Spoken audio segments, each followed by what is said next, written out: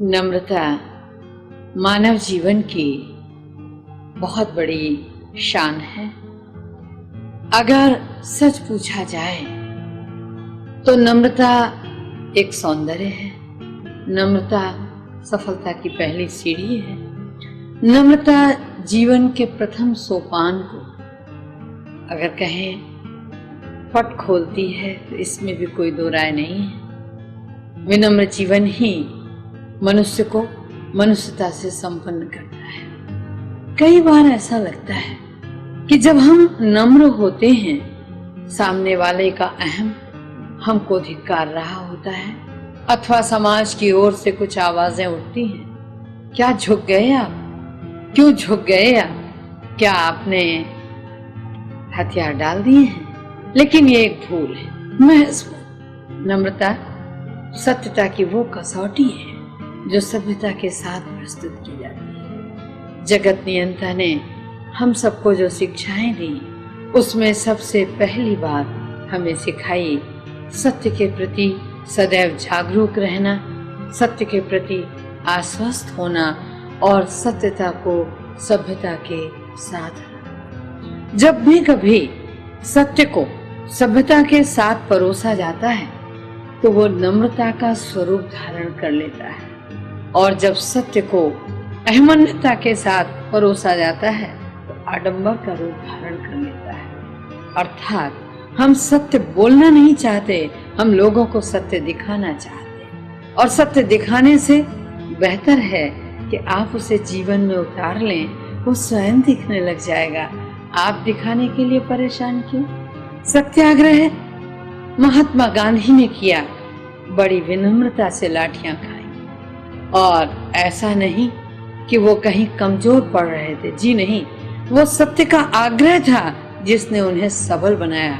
जब उन्होंने जान लिया कि इस सत्य के तथ्य को ये विदेशी सभ्यता के लोग स्वीकार नहीं कर पाएंगे, जब उन्होंने ये जान लिया कि इस तथ्य को हम इनके गले नहीं उतार सकते हैं, ये सत्य और तथ्य ये सह नहीं पाएंगे, तब उन्होंने कहने से छुट्टी कर ली और सत्य का आग्रह समाज के सामने सत्याग्रह के रूप में रखा।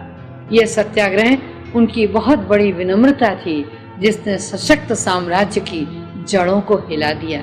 नम्रता एक वो कदम है जो मानवता को सदैव सफलता की ओर ले जाता है। जब हमें इस समाज के सामने ये देखने में आता है कि ये सत्य और तथ्य को स्वीकार नहीं कर सकते, तो विनम्रता पर डटकर हम उसका मुकाबला कर सकते हैं। विनम्र होना कायरता नहीं, विनम्र होना पराजय नहीं, विनम्र होना कहीं कोई झुकना नहीं, विनम्र होना वो सशक्त कदम है जो सत्यता के साथ जय का उद्घोष करता है।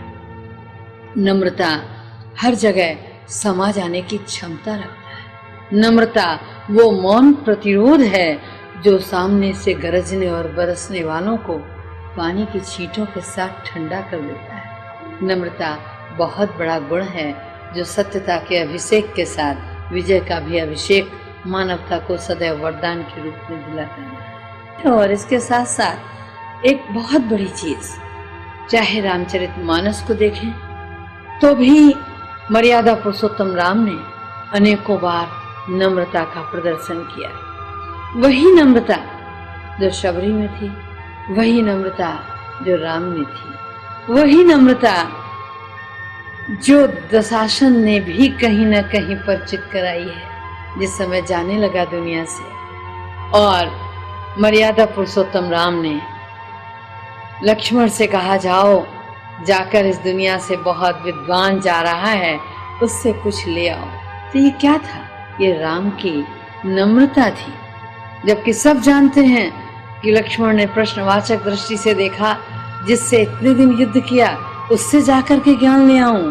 लेकिन राम जानते थे कि उस दशानन के युद्ध के पीछे भी उसकी नम्रता है, और वो ये चाहता है कि मैं इस महाशक्ति के हाथों से अपने जीवन का अंतिम चरण स्पर्श करूं, अंतिम चरण अपने जीवन का इनकी समर्पणमयता के साथ व्यतीत करूं।